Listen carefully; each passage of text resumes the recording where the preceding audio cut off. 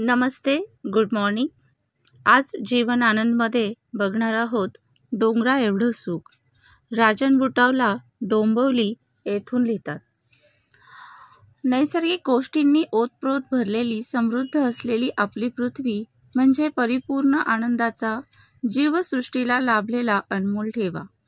उंच पर्वत, खळखळ वाहणाऱ्या नद्या, मधुर आवाजात गाणारे पक्षी, आकाशात रात्री लुकलुकणारे तारे, पौर्णिमेचा चंद्र अशी निसर्गाची रूपं आपल्याला नेत्रसुख देतात, आपल्या आनंदात अधिक भर घालतात. सभोवताली नजर टाकली तर आपल्या लक्षात येतं की आजूबाजूला दिसणाऱ्या अचंबित वाटणाऱ्या गोष्टींची निर्मिती ही निसर्गाची किमया आहे. उन्हाळा आला की सगळीकडे वाळवंटासारख्या दिसणाऱ्या रखरखीत दृश्यानं मन हेलावून जातं. कोरड्या पडलेल्या नद्या, विहिरी, रखरखीत दिसणाऱ्या डोंगरदऱ्या म्हणजे जीवसृष्टीला पडलेली कोरड.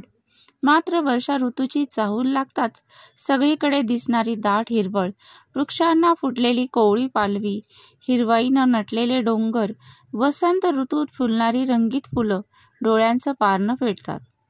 पळस, लिली, ट्युलिप अशा अनेक रंगीत फुलांचा वर्षाव करणारी झाडं, गुलमोहर, सुगंधानं आसमंतात दळवळणारी रातराणी, हिरवीगार शेती हे निसर्गाकडून फक्त मानवालाच नव्हे तर सर्व प्राणी पक्षी अशा सर्वांनाच मिळालेली आनंदाची पर्वणी. नदीच्या पात्रातून वाहणाऱ्या संथ पाण्याचा मंजूळ नाद ऐकताच एक वेगळीच अनुभूती येते. पक्ष्यांचा किलबिलाट, त्यांच्या कंठातून निघणारे वेगवेगळे मधुर स्वर आपल्या मनाला उत्साहित करतात. सूर्योदय आणि सूर्यास्तावेळी आकाशात दिसणाऱ्या वेगवेगळ्या विविध रंगी छटा आपल्या मनाच्या अंतरंगात शिरून अवर्णनीय आनंद देतात. सूर्य हा संपूर्ण विश्वाला आनंद देणारा सच्चा मित्र आहे. पहाटेच्या वेळी सूर्योदयाची चाहूल लागताच विविध पक्ष्यांना होणारा आनंद ते वेगवेगळ्या सुरात गोड शीळ घालत व्यक्त करत असतात. हे सूर ऐकल्याने आपल्यालाही पहाटेच्या रम्य वेळी सूर गवसतो. विश्वाला आनंद देणारा निसर्ग किती महान आहे याची दररोज प्रचिती येते. आनंद हा शोधावा लागत नाही.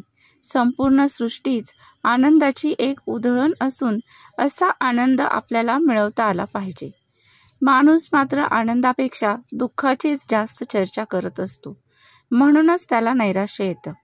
निसर्गाच्या या सृष्टीत माणूस म्हणून जन्माला आल्यानंतर सुख आणि दुःख या दोघांचा सहवास कायमचा सोबती आहे हे विसरून चालणार नाही.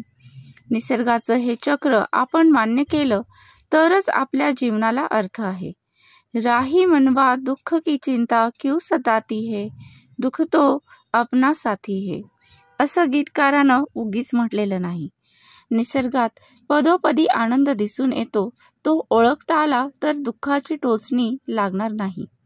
भगवंताची मूर्ती घडवणाऱ्या शिल्पकाराला आपण चटकन विसरतो, पण त्याने बनवलेली सुंदर मूर्ती पाहून आपलं मन प्रसन्न होतं आणि आपले दोन्ही हात नकळत जोडले जातात. माणसाला हा पराकोटीचा आनंद मिळतो तो केवळ त्या शिल्पकारामुळेच. शिल्पकाराने घडवलेली मूर्ती एवढी सुंदर आणि आनंद देणारी असेल तर त्या शिल्पकाराचं मन आणि भगवंताप्रती असलेली श्रद्धा पाहता भगवंताचं अस्तित्व कोठे आहे हे आपण ओळखलं पाहिजे. त्यातच खरा आनंद आहे.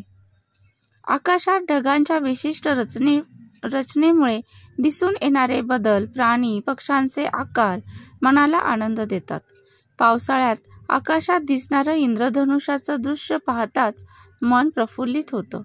फुलांचे, झाडांचे विविध आश्चर्यकारक प्रकार, फळाफुलांमधून दिसणाऱ्या आणि आश्चर्यचकित करणाऱ्या निसर्गाच्या या किमया पाहण्यात, अनुभवण्यात रममाण होणं, हरवून जाणं म्हणजेच नैसर्गिक सुखाचा परमोच्च आनंद लुटणं.